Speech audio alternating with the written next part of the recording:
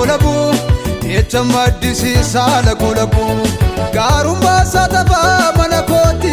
dhiiga isaan hiikee hidhaa du'aati faaruu gaggabaabaan hin goolabu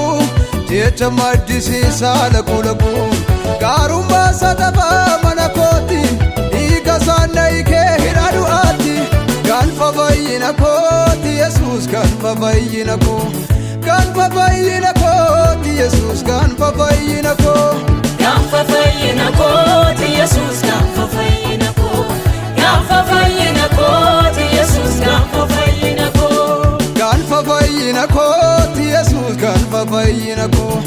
ganfa fayyina kooti Yesuus ganfa fayyina koo ganfa fayyina kooti Yesuus ganfa fayyina koo ganfa fayyina kooti Yesuus ganfa fayyina koo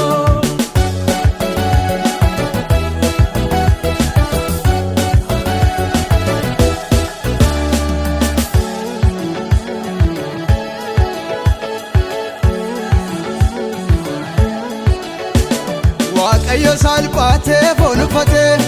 akka nama barsaa fannoo baatee du'a koo cinqaaree fannoo irratti dhoksan fayyuu kootii duusaati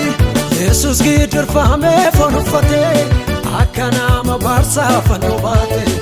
du'a koo cinqaarsee fannoo irratti dhoksan fayyuu kootii duusaati ganfa fayyina kooti Yesuus ganfa fayyina koo ganfa fayyina kooti Yesuus ganfa fayyina koo ganfa fayyina kooti Yesuus ganfa fayyina koo ganfa fayyina kooti Yesuus ganfa fayyina koo ganfa fayyina kooti Yesuus ganfa fayyina koo ganfa fayyina kooti Yesuus ganfa fayyina koo ganfa fayyina kooti Yesuus ganfa fayyina koo ganfa fayyina kooti Yesuus ganfa fayyina koo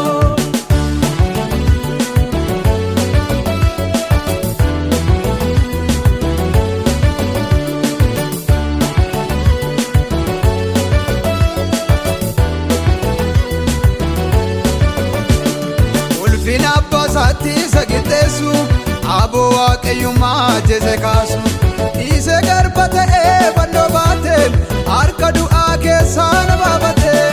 ulfina abbaa isaatti isa qixxeessu aboo waaqayyummaa jese kaasu dhiisee garba ta'ee fannoo baate harka du'aa keessaa nama baate ganfa fayyina kooti Yesuus ganfa fayyina koo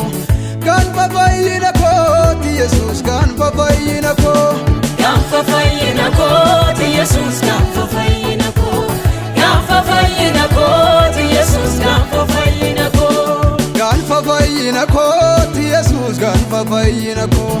ganfa fayyina kooti Yesuus ganfa fayyina koo ganfa fayyina kooti Yesuus ganfa fayyina koo ganfa fayyina kooti Yesuus ganfa fayyina koo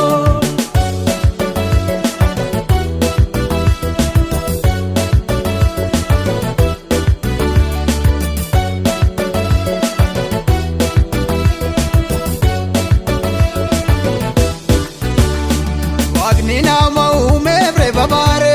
mootiin cubbamootaaf hin du'aare cubbuu ta'ee fannootti rarra'ee birma duuna baasee ofii du'ee waaqni nama uumeef reeffa baare mootiin cubbamootaaf hin du'aare cubbuu ta'ee fannootti rarra'ee birma duuna baasee ofii du'ee ganfa fayyina kooti Yesuus ganfa fayyina koo ganfa fayyina kooti Yesuus ganfa fayyina koo ganfa fayyina kooti Yesuus ganfa fayyina koo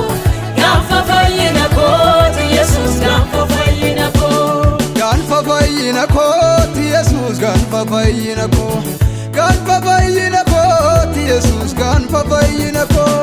ganfa fayyina kooti Yesuus ganfa